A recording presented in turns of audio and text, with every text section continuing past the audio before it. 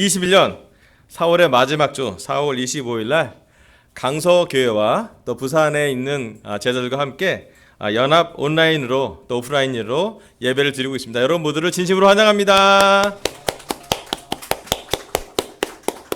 특별히 부산교회 제자들을 환영하고 싶습니다. 저희는 서울의 지금 영등포에서 예배를 드리고 있는데요.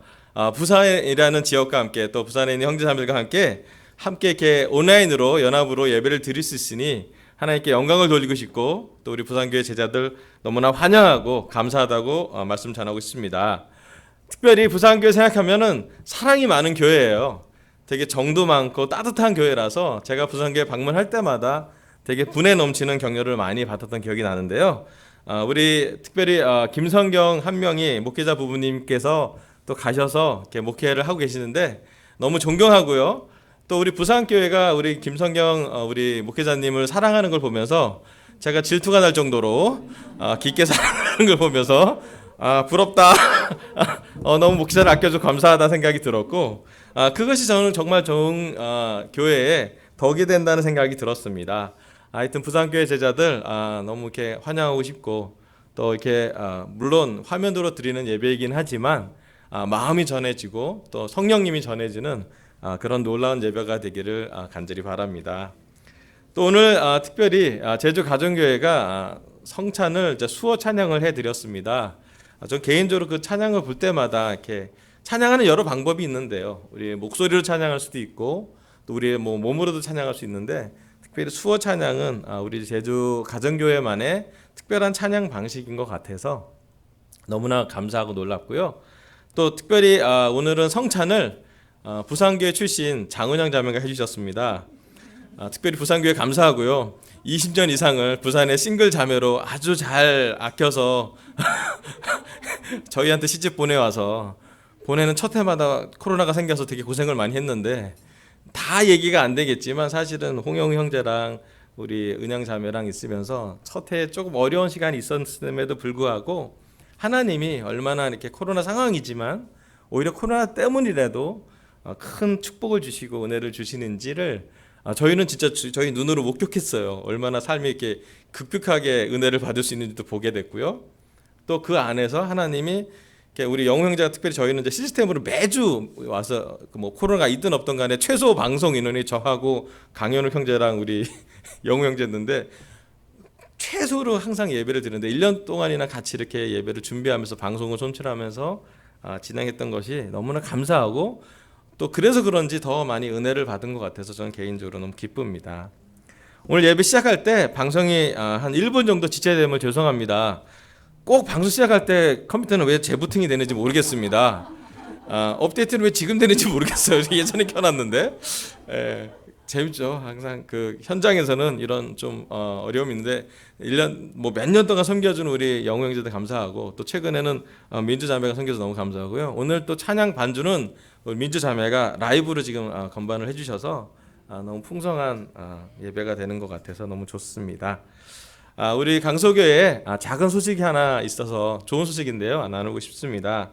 지난주 이제 강서교회를 섬기는 섬김 미팅에서 강서교회 재정위원을 좀 추천을 했습니다. 이름은 강현욱 형제예요. 강서교회 제들 잘 알죠? 최근에 공무원 되신. 우리 강서교회 재정위원 추천 원칙은 하나님과 깊은 관계를 가진 사람, 그 다음에 자기 재정이 좀 모범이 되는 사람, 세 번째로는 사람들과 재정을 얘기할 정도로 깊은 교제를 할 수 있는 사람을 요건으로 해서 뽑았고요. 지난주 우리 강서 섬기는 미팅에서는 만장일치로 동의를 받았는데 앞으로 2주 동안 우리 강서교회 제자들한테 동의를 구합니다. 그래서 여러분 중에 우리 좀 재정에 대해서 궁금하신 분이나 또 어떤 재정위원회에 대해서 궁금하신 분 있다면 저에게 연락하시면 되고요. 또 앞으로 2주 후에 5월 9일 이후로는 이제 만약에 큰 결격 사유가 없다면 아마 재정위원으로 봉직할 것 같은데요. 강서교회한테는 하나씩 교회 기둥들이 교회의 어떤 여러 섬기는 사람들이 준비되는 것 같아서 기쁜 소식이기도 하고 또 기도가 필요한 소식인 것 같습니다. 너무 감사합니다. 지난 2월 말부터 제가 강서교회 이제 휴가를 끝나고 와서 계속 진행되는 말씀은 로마서 강해를 진행하고 있습니다. 왜 로마서 강해를 했냐면요. 오늘 우리 한국 그리스도교회 전체가 로마서 12장 2절을 가지고 1년 동안 주제를 삼고 말씀을 진행하고 있습니다. 그래서 지금은 로마서 1장부터 계속 말씀을 강해로 진행하고 있습니다. 처음에 로마서라고 쓰고 변화라고 읽는다부터 시작해서 6번에 걸쳐서 말씀을 전했습니다. 지난주 주일은 공평하신 하나님이라는 주제로 말씀을 전했습니다. 심판은 공평하신 하나님이 하신다. 하나님의 성품을 묵상하자. 그 다음에 내가 심판자가 아니다라는 주제로 3가지 포인트로 말씀을 전했습니다. 정말 이렇게 로마서를 배우면서 저도 많이 공부하는 거고 또 말씀을 듣는 우리 모두가 느끼는 거지만 하나님의 은혜와 하나님의 공평, 하나님의 정의와 하나님의 사랑을 되게 균형 잡히게 로마서는 기록되어 있고 그렇기 때문에 로마서를 볼 때마다 하나님의 마음을 좀 더 느낄 수 있는 그런 놀라운 시간이라는 생각이 듭니다. 오늘은 7번째 시간입니다. 오늘 설교 주제는요, 차별하지 않는 하나님입니다. 로마서 2장 9절부터 11절까지 말씀을 보도록 하겠습니다. 로마서 2장 9절부터 11절. 악한 일을 하는 모든 사람에게는 먼저 유대 사람을 비롯하여 그리스 사람에 이르기까지 환난과 고통을 주실 것이요 선한 일을 하는 모든 사람에게는 먼저 유대 사람을 비롯하여 그리스 사람에게 이르기까지 영광과 존귀와 평강을 내리실 것입니다. 하나님께서는 사람을 차별함이 없이 대하시기 때문입니다. 아멘. 사도 바울은 로마서 2장에서 제일 첫 번째로는 공평한 심판자가 하나님임을 설교를 했습니다. 그 다음에 바로 2장 9절부터 11절은 하나님이 차별함이 없다고, 하나님께서는 사람을 차별함이 없이 대하신다는 말씀을 바로 연결돼서 하고 있습니다. 악한 일을 하는 모든 사람에게는, 유대 사람부터 시작해서 그리스 사람까지, 그게 모든 사람이에요. 유대 사람들이 생각하는, 사도 바울이 보는 세계관은 제일 먼저 유대 사람, 그 다음에 이제 이방인까지, 이게 모든 사람을 얘기할 수 있습니다. 악한 사람을 하라는 악하게 대응하시고 선한 일을 하는 모든 사람에게는 영광과 존귀와 평강을 내리는 거라고 성경은 기록하고 있습니다. 오늘 제 설교 첫 번째 포인트는요, 성경에는 하나님은 차별이 없다고 그랬는데요, 우리가 살고 있는 세상을 이렇습니다. 첫 번째 포인트는요, 차별이 있는 세상에 살고 있습니다. 네, 사도 바울이 있던 세상도 차별 있는 세상이었고요, 지금 대한민국 서울과 부산에 사는 우리 제자들도 아마 크고 작은 차별을 경험했으리라고 저는 예상할 수 있습니다. 사이트 한 번만 넘겨주세요. 제일 먼저 사도 바울이 살았던 세상에서의 차별은 이런 것이 있었습니다. 제일 첫 번째, 유대인 안에서의 차별이 있었습니다. 이것도 심했어요. 사실은 바리새파와 제사장, 그 다음 율법학자, 특별히 사도 바울은 바리새파 중에 바리새파라고 자기를 소개를 했습니다. 그 분들과 같은 유대인인데도 불구하고 세모한과 죄인들이 차별되어 있음을 성경은 기록하고 있습니다. 그 차별이 사실은 작지는 않았습니다. 두 번째, 유대인과 이방인 안에 차별이 있었습니다. 유대인들의 어떤 선민 사상, 선택된 사상에 의해서 유대인들과 사마리아의 여인, 특별히 우리 우물가의 여인으로 알려진 분이 계신데 교제하지 않았죠.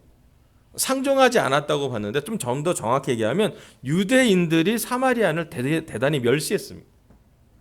그리고 유대인들이 볼 때 지금은 이방인이라고 표현했는데 원어로 보면요, 야만인이라고 표현되어 있어요. 로마인도 맞아요. 로마인 다음에 로마인 아니면 다 야만인이라고 표기를 합니다. 그럴 정도로 유대인과 이방인 안에 차별이 존재하는 사회에 사도 바울은 살았습니다. 또 이방인 안에서도 차별이 있었습니다. 로마 지역에서 로마서를 썼으니 로마 지역에 있는 사람을 보면은 로마 시민과 로마에 의해 지배받는 사람들의 차별이 엄청나게 심했어요.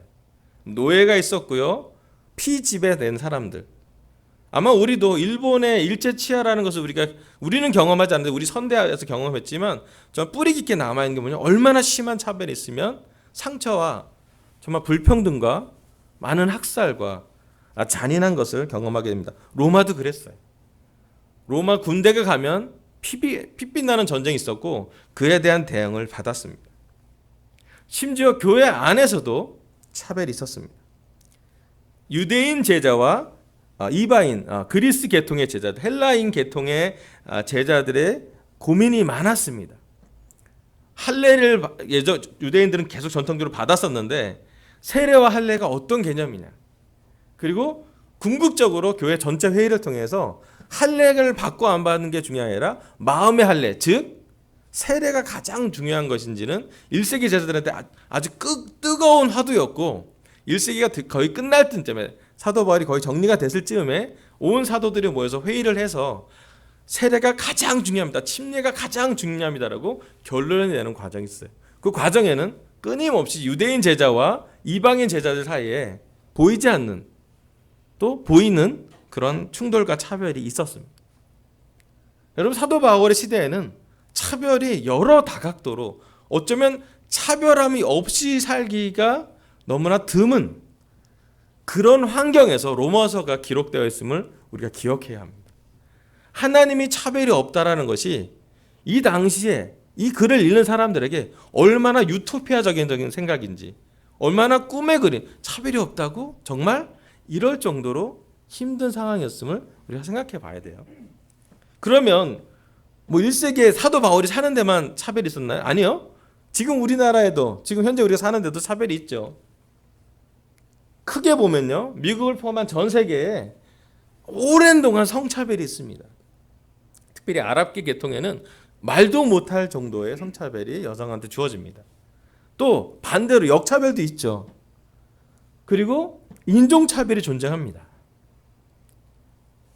작년만 해도 흑인 문제에 대해서 큰 이슈가 있었고 교회 안에서도 흑인 제자들이 정말 힘든 정도의 미국의 백인 경찰들이 흑인을 이렇게 체포하는 과정에서 너무나 강한 압제 또 사망 사고까지 이르면서 정말로 미국에서 큰 이슈 온 도시에서 많이 흑인들이 한이 많았죠. 사실은 오랜 동안 하루가 아니라 수세 기에 걸친 차별이 우리가 생각하는 미국은 자유와 평등의 나라인데도 불구하고 그 안에 차별이 있음을 보게 되었습니다.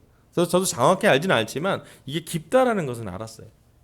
그리고 최근에 코로나가 생긴 이후로는 아시아 혐오 문제가 많이 일어나고 있다고 우리 한국의 매체들은 전달하고 있습니다.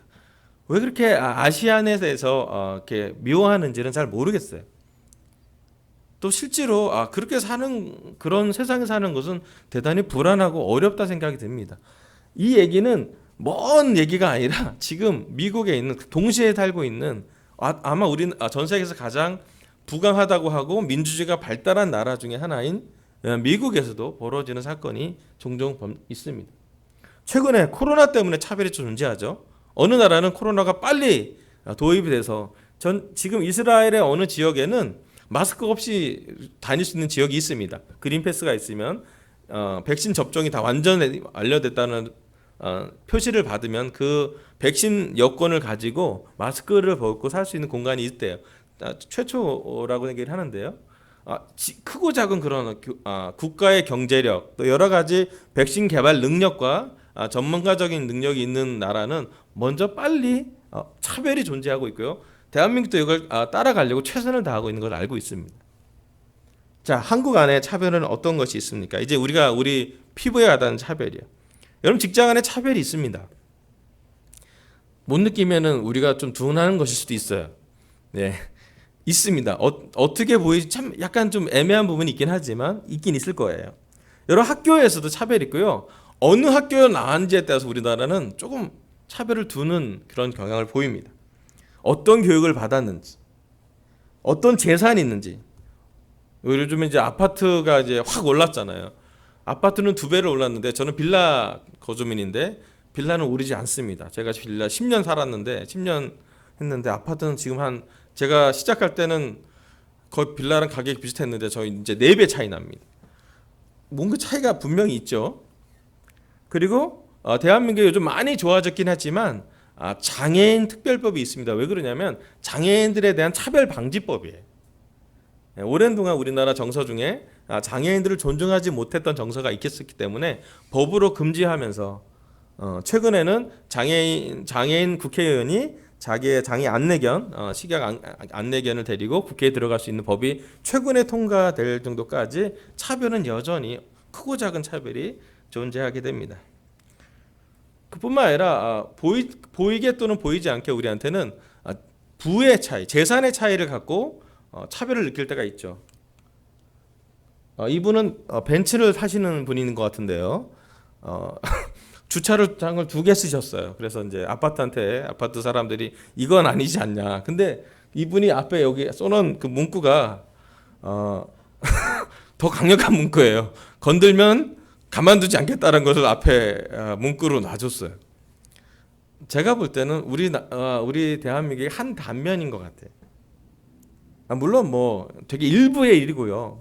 모두 다 그렇지는 않습니다. 하지만 대한민국의 크고 작은 또는 다양한 여러 가지 차별이 존재하는 사회라는 생각이 들어요.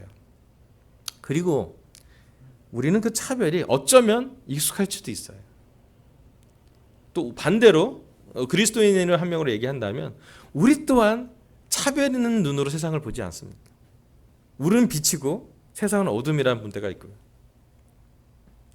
또 세상 사람들을 구원하려고 사랑하는 건 좋지만 우리가 보이지 않게 옳고 그름이 심판자의 관점이 우리 안에 발달되어 있는 것도 사실입니다. 그래서 사실은 차별은 끊임없이 우리의 사회에 큰 이슈가 됩니다. 하지만 성경은 이렇게 기록되어 있습니다. 11절에 보면 하나님께서는 사람을 차별함이 없이 대하시기 때문입니다 라고 기록하고 있습니다. 새번역 버전이고요. 개역개정에 이렇게 써 있습니다. 이는 하나님께서 외모로 사람을 취하지 아니하심이라. 외모로 취하다는 표현을 썼어요. 그 다음에 NIV 영어 버전은요, favoritism, 편애하지 않는다고 썼습니다. 헬라어로 봐도 그 비슷한 프로스폴렙시아라는 비슷한 말을 씁니다. 외모로 차별함, 편파심, 편견, 불공평, 차별되어 편애 하는 것이 하나님이 아니라고요. 여러분, 이 말씀이 쓰여지는 시대는 노예가 있던 시대였습니다. 로마에 사는 사람들이 읽은 글이었고요. 사도 바울은 유대인부터 시작해서 이방 사람까지 아주 많은 차이가 있는 세대에서, 차별이 존재하는 세대에서 이 글을 썼습니다. 그래서 로마서는 아주 가치가 있습니다. 그래서 로마서는 그 당시 사람들이 하나님에 대해서 깊은 관심을 가질 수밖에 없어요. 왜냐하면 우리 모두가 꿈꿉니다.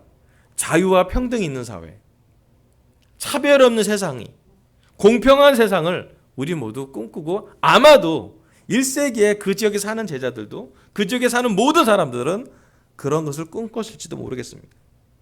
유대인에게는 한계를 뛰어넘는 혁명이었고, 로마 황제까지 사도 바울은 이 최인에 갇힌 강체에서, 수갑을 찬 상태에서 복음을 전하게 됩니다. 엄청난 차별이죠. 황제와 그 다음에 죄수, 그 죄수가 전했던 글이 바로 로마서입니다. 사도 바울이 쓴 로마서에 썼던 이 말씀은 차별 없는 하나님의 영광스러움, 공평함, 영원함을 표현하고 있습니다. 사실은 그래서 이 글은 지금까지도 우리에게 큰 영향을 줍니다. 차별이 있는 세상에 우리가 살고 있기 때문에 차별 없는 하나님을 꿈꾸고 있습니다. 차별 없는 세상을 꿈꾸고 있고 차별 없는 것을 경험하고 싶어 합니다. 그래서 로마서 말씀이 우리에게는 복음이 됩니다. 여러분, 믿음에는 차별이 없습니다. 믿음이 많고 적음 있을 뿐이지 영적인 것엔 차별이 없습니다. 사랑도 차별이 없습니다.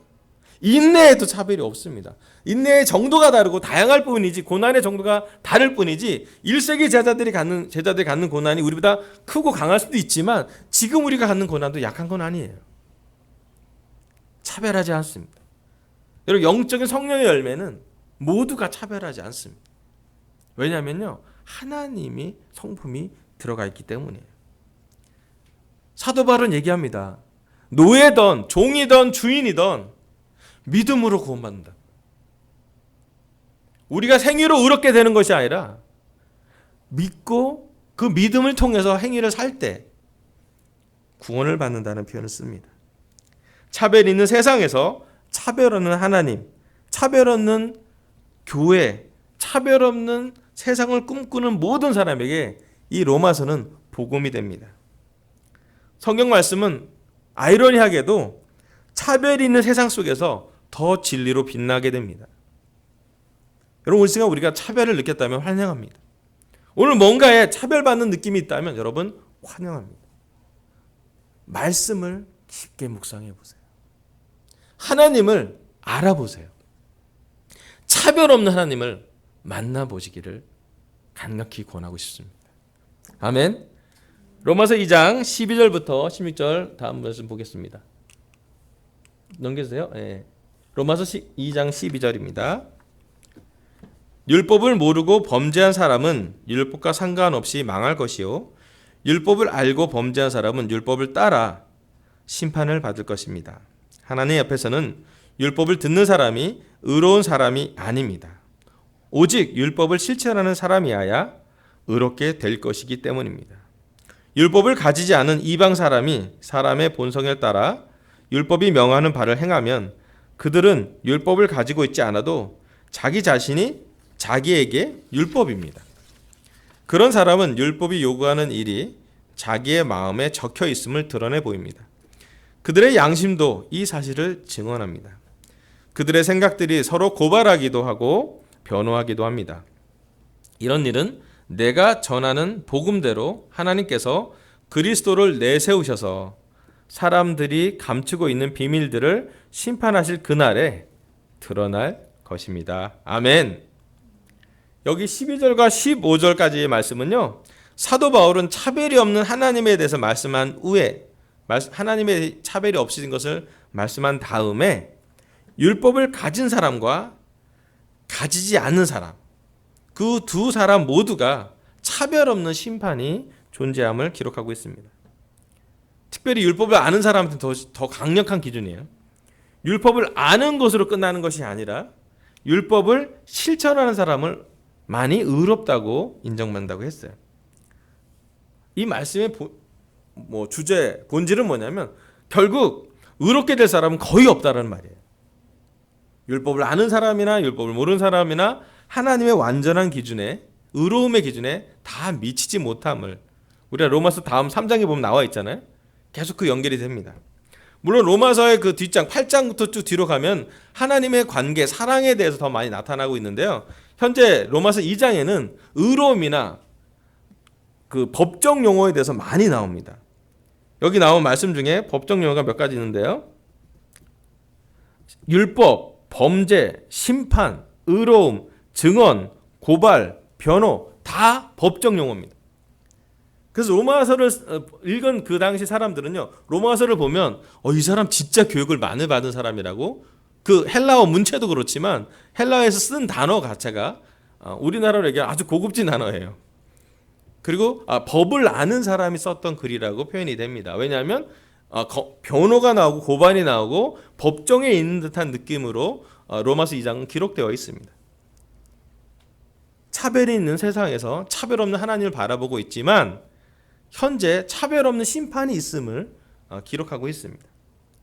자, 오늘 설교 두 번째 포인트는요, 차별 없는 판단 기준은 율법과 양심입니다. 사도 바울은 지금 나왔던 로마서 2장 12절부터 15절까지 차별 없는 판단 기준을 제시하는데요, 율법을 아는 사람에게는 율법이라고 했고요, 율법을 모르는 사람에게는 양심이라고 표현하고 있습니다. 여러분, 차별이 있기 때문에 대한민국에도 차별을 방지하는 장치들을 기록하고 있습니다. 차별방지법이라는 그런 단어가 있죠. 법이 있습니다. 차별이 있을 만한 곳에 차별을 없게 하려고 노력합니다. 장애인 특별법, 장애인한테 차별이 있었기 때문에 차별하지 못하도록 어떤 법을 만들기도 하죠. 여러분, 고용복지법에 보면은 일정한 장애인이 어느 직장에서는 취직할 수 있도록 정부가 준비해 줍니다. 또 고용에서도 항상 사장님뿐만 아니라 고용된 고용인들이 어떤 권리를 가질 수 있도록 여러 가지 법적으로 많이 준비를 하고 있습니다. 여러분, 대한민국은 국가인권위원회가 있습니다. 그래서 인권이 침해되는 경우, 뭔가 차별을 느끼거나 불공평하게 되는 경우에는 국가인권위원회에게 제소를 할 수도 있죠. 경찰관은 또 다른 그런 조직입니다.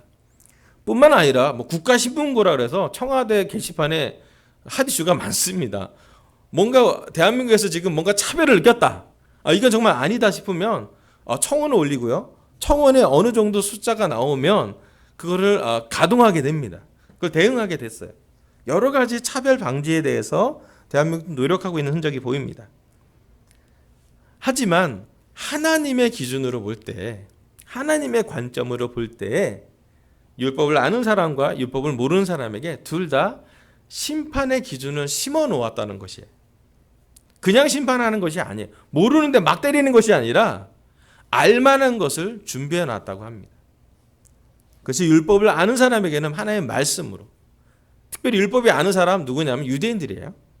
그 당시 사도 바울이 썼던 사람 중에 유대인이라고 생각하는 모든 사람들은 율법을 잘 아는 게 아니라 잘 지키고 있는지, 실천하고 있는지에 대해서 사실 되게 높은 기준이에요. 그 시대에 율법을 아는 사람도 드물 뿐이고, 율법을 아는 사람이라고 하면 사실은 기득권인데 율법을 실천한다는 것은 더 어려운 일이겠죠. 그리고 그렇게 따지자면 사실은 정말 율법으로 완전히 된 사람은 거의 없었어요. 어쩌면 사도 바울이 자기는 그런 사람이시라고 생각하실 정도로 되게 드물었습니다. 자, 그건 그 시대의 유대인들한테 했던 얘기일 수도 있는데요. 지금 우리한테 좀 적용해 보면 우리는 말씀을 알고 있습니다. 복음을 배웠어요. 또 우리 알잖아요. 우리 서울그리스도교회가 약간 기대가 있습니다. 죄에 대한 기준도 있고 옳고 그름에 대해서 명확한 기준도 있어요. 그래서 때로는 우리가 율법을 잘 알아요. 그런데 우리가 알고 있는 율법 우리는 얼만큼 실천하나요? 사실은 뭐뭐 하지 말라는 거 우리가 잘 알고 있는데, 죄를 짓지 말라는 잘 알고 있는데 우리가 얼마나 사랑하나요? 우리가 얼마나 용서하나요? 우리가 얼마나 다양한 사람들의 견해를 잘 이해하나요? 우리 안에, 교회 안에 우리는 정말 율법을 실천하는 것이 우리 삶의 중심이 되고 있는지 한번 이 로마서를 통해서 생각해 볼 필요가 있습니다. 뿐만 아니라 율법을 모르는 사람한테는 양심이라는 단어가 있습니다. 넘겨주세요. 여기 양심 보면 이제 의식 뭐 이런 뜻인데, 양심, 성실함이라는 뜻인데요. 여기 나오는 양심이 당시 헬라인 관점에는 이런 관점이 있습니다. 일반적으로 선한 양심은 평강을 누리는 데 반해 악한 양심은 양심의 소유자를 사정없이 괴롭혀서 그로 하여금 고통을 느끼게 한다고 합니다. 양심은 신이 개인에게 부여한 감시인 또는 증인으로 생각이 되었습니다. 양심의 역할은 순리대로 살도록 인간을 인도하고 그 도덕 발전을 지도하는 것이었습니다. 인간의 양심 속에는 그 사람의 행동에 대한 믿을 수 있는 방향 표지가 들어있다라고 그 시대에 봤고요. 지금도 그렇게 표현합니다. 그래서 우리한테 그런 마음 있잖아요. 양심에 찔린다. 가까운 말이잖아요. 우리한테.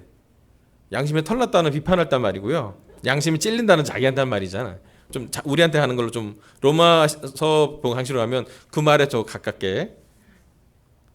여러분 우리가 양심 얘기하면 바로 했는데 어떤 게 딱 우리 연결되면요. 걸려요, 뭐가. 그래서 여러분 우리는 성령님이 있어요. 보호받아요. 예수님 우리를 보호해 주실 거예요. 하지만 우리가 어떤 부분은 우리 마음의 양심이 늘 가동하고 있어요. 어쩌면 우리가 초등학교나 어릴 때는 양심이 좀 더 순수하고 부드러웠던 것 같아요. 아름다웠고 순백의 마음이 있고 정말 이렇게 선악을 명확히 구분할 수 있던 것 같아요. 근데 나이가 가면 갈수록 양심이라는 부분이 좀 무뎌지기 시작하고 좀 딱딱하기 시작하고 어느 부분은 선악이 명확치 않은 부분이 있어요. 옳고 그름이 아니라 의견의 차이일 수도 있고 문화의 차이일 수도 있고 전통의 차이일 수도 있고요. 사실은 그래서 우리의 양심을 지키는 것은 상당히 어려운 일이죠. 제가 살면서 제가 이 세상을 살면서 제가 느꼈던 차별에 대해서 좀 나누고 싶습니다. 저도 참 이렇게 제 삶을 보면서 하나님이 참 인도하셨던 생각을 보면서 놀랐는데요. 저는 중학교 3학년 때 저희 아버님, 광부셨던 저희 아버님이 저의 교육 때문에 서울에 가게를 오픈하고 가게를 자물쇠로 사는 과정에 교통사고를 당해서 돌아가셨어요. 당시 제가 장로교회 중등부 임원이었습니다. 중3이었으니까. 근데 그때 아버님이 돌아가셨다는 소식을 듣고 되게 실망했고 좌절했던 기억이 나요. 강원도 정선 시골에 살았던 아버님은 서울의 교통에 그렇게 익숙하지 않으셨습니다. 횡단보도를 건너다가 택시에 치여서 돌아가셨어요. 장례식장에 택시기사님이 오셔서 사과하지 않으셨어요. 분명히 미안하다고 사과하러 오실 만도 한데 굉장히 저는 실망했어요.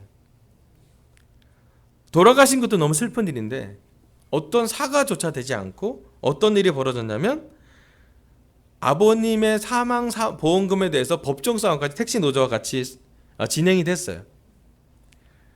전 되게 분노했어요. 사람이 죽었으면 먼저 와서 사과하는 게 우선이고 그 다음에 보상금에 대해서 얘기할 때 그게 왜 법정까지 가야 되는 과정이 있었는지에 대해서 저는 되게 너무너무 충돌이 컸어요. 마치 그때 저는 중3이었기 때문에 사춘기였겠고 방황이 좀 깊어졌어요. 그 당시에 그러지 않아도 나는 왜 사는가, 나는 어떻게 살아야 되나 이런 질문을 저 스스로 막 하고 있었는데 세상은 왜 이러나 뭐 이러고 있는데 그때 제가 경험했던 세상은 참 불공평했어요. 그때 제가 생각했던 서울은 너무나 싸늘했어요. 사람이 너무 많은데 정말 외로웠고 정말 발전한 것 같은데 도와줄 사람이 하나 없는 아주 냉랭한 곳이라는 생각이 들었습니다. 서울만 그런 게 아니라 저희 삶에 그런 게 아니라 그때부터 마음에서부터 하나님에 대해서 걸리는 마음이 있었어요. 왜 하나님이 내 사랑하는 아버지를 교통사고로 데려가셨나? 공평하지 않다는 생각이 들었어요. 우리 아버님이 교육얘기가 많지도 않았고 심지어 복음을 잘 들을 만한 성경을 읽을 만한 기회가 많지 않았기 때문에 그래서 교회를 다니다가 그만두었어요. 그리고 원주의 고등학교를 진학해서 사실은 그때부터 진짜 어두운 생활을 했던 것 같아요. 뭔가 옳고 그름에 흔들림이 있으니 삶의 동기를 잡기가 쉽지 않았습니다. 물론 핑계일 수 있고요. 죄성이 폭발하는 시기였어요. 되게 거칠었어요. 죄 많이 졌습니다. 어두운 생활을 했고 화가 많이 있었고 싸우려고 많이 했고 세상이 되게 원망스러웠어요. 그러다가 이러다가 진짜 대학도 못 가겠다 싶어서 저는 어머니한테 부탁을 해서 서울로 전학을 하게 됩니다. 그래서 고3 때 저는 8월에 우리 교회에 초대를 받았어요. 그리고 나서 초대를 받아서 성역 공부를 하고 다 아시겠지만 4일 만에 저는 세례를 받았습니다. 세례를 받고 처음으로 돌아가신 아버지에 대한 불평과 차별에 대한 마음이 정리하는 시간을 가졌는데 그게 바로 16절이었어요. 로마서 2장 16절. 이런 일은 내가 전하는 복음대로 하나님께서 그리스도를 내세우셔서 사람들이 감추고 있는 비밀들을 심판하실 그날에 드러날 것입니다라는 구절을 보고 제가 어떤 생각을 했냐면 그리스도를 통해서 다 드러날 거라고. 물론 돌아가신 아버지는 율법의 기준으로 처벌받지는 않을 것 같지만 아버지 마음에 양심을 심어준 것이 하나님이고 그리스도를 통해서 심판하실 거라 생각이 들었습니다. 그리고 사실은 그 당시에 교회에 가졌던 많은 반항심, 의심들 그때 제가 중학교 때 얘기할 때는 너는 왜 이렇게 믿음이 없니? 막 그때 그런 얘기밖에 안 했는데 제가 우리 서울 그리스도교에 와서 했던 얘기는 많이 들어줬고 공감해줬고 하지만 말씀에 하나님은 나랑 똑같은 판단은 아니고 아버지에게 맞는 판단을 할 거라는 믿음을 심어주셨어요. 그리고 그 믿음에는 로마서 2장이 저한테는 아주 중요한 의미가 되었습니다. 네, 차별하는 판단 기준은 율법과 양심입니다. 하나님은 차별 없는 판단 기준을 갖고 계세요. 더 많이 알고 더 말씀을 많이 하는 사람에게는 더 높은 기대가 있을 거고요. 말씀을 모르지 않는 사람인다 할지라도 그 말씀을 모르지만 그 마음에 양심이라는 판단 기준을 넣어두어서 그들에게 판단할 수 있게 합니다. 그리고 나서 저는 마지막 구절 베드로 전서 3장 21절 22절 이 말씀을 좀 이해하게 됐어요. 이거 되게 중요한 말씀이라서 마지막 구절에서 우리 함께 읽어봤으면 좋겠습니다. 무성교회 제자들도 또 우리 강석이들도 가정에서 또 각 개인에서 예배를 드린다면 베드로서 3장 21절 22절은 한번 같이 한 목소리로 한 마음으로 읽어봤으면 좋겠습니다. 21절 그물은 시작. 그물은 지금 여러분을 구원하는 침례를 미리 보여준 것입니다. 침례는 육체의 더러움을 씻어내는 것이 아니라 예수 그리스도의 부활을 힘입어서 선한 양심이 하나님께 응답하는 것입니다. 그리스도께서는 하늘로 가셔서 하나님의 오른쪽에 계시니 천사들과 권세들과 능력들이 그에게 복종하고 있습니다. 아멘. 베드로는 예수님이 전해준 세례가 침례가 육체의 더러움을 씻어내는 것이 아니라 선한 양심이 하나님께 반응하는 것, 하나님께 응답하는 것이라고 기록하고 있습니다.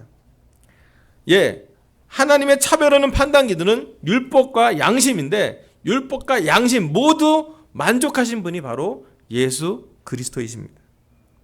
예수님은 율법을 완성시키셨다고 표현하셨습니다.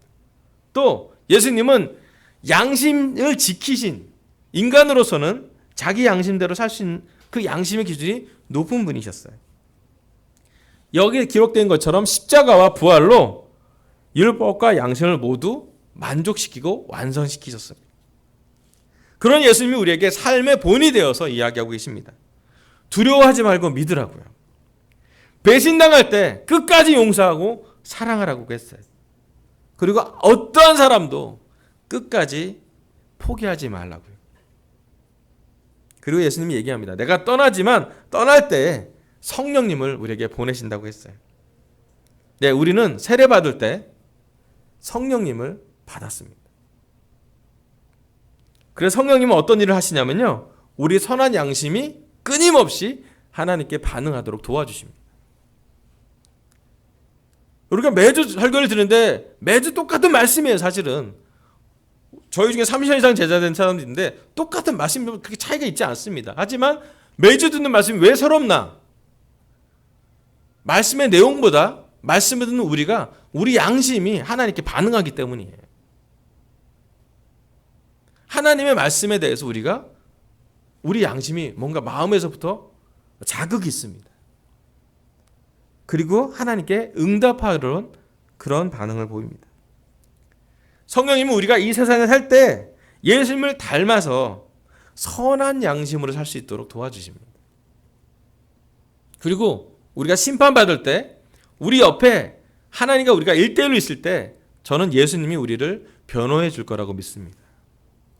우리의 허다한 죄, 율법을 아는 사람은 율법을 아는 사람이 지은 죄, 율법을 모르는 사람은 율법을 모르기 때문에 양심으로 지었던 모든 죄에 대해서 예수님이 서 있을 거라고 저는 생각을 합니다.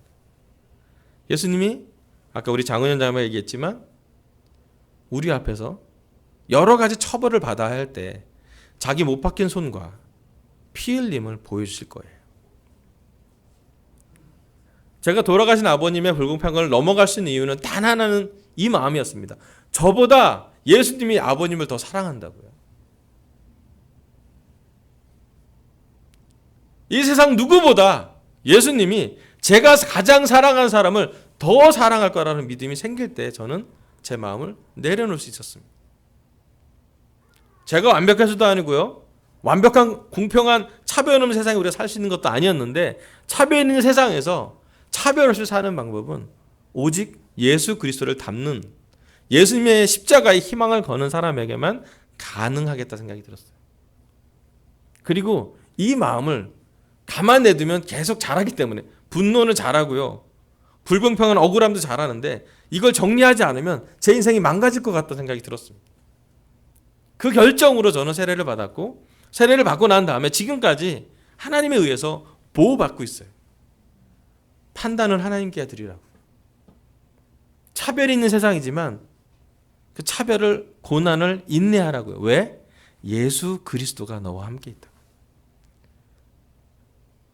세상을 다 바꿔서 나에게 맞춰주는 것이 아니라 죄가 있는, 차별이 있는 그 문제가 있지만 그럼에도 불구하고 예수님이 나와 함께 있기 때문에 이 어려운 세상에 능히 함께 싸워서 이길 수 있을 거라고. 제가 이길 수 있는 능력이 아니라 예수님과 함께 한다면, 그리스도와 함께 한다면, 성령님의 내재하심을 우리가 인정할 수 있다면 우리 삶에 사실은 차별함을 뛰어넘을 수 있을 거라는 복음을 주셨습니다. 여러분 다시 한번 이 로마서를 통해서 예수님의 말씀에 깊게 와닿았으면 좋겠어요. 예, 우리가 언젠가 법정에 설 겁니다. 하나님 앞에서. 근데 혼자 있지 않고 예수님이 그 법정에 함께 들어가실 거예요.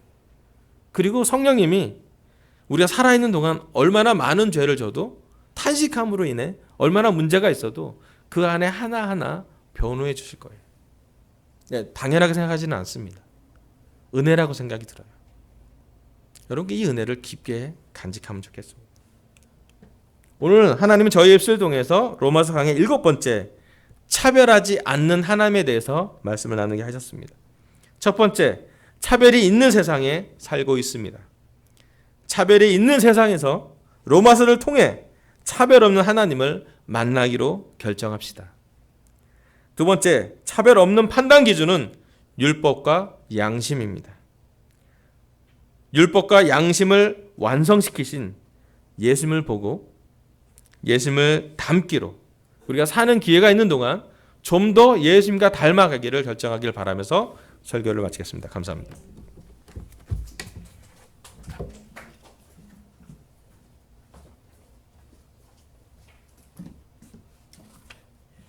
모두 자리에 세우시기 바랍니다. 함께 77장 주의 약속하신 말씀 위에서를 찬양하시겠습니다. 77장 주의 약속하신 말씀 위에서입니다.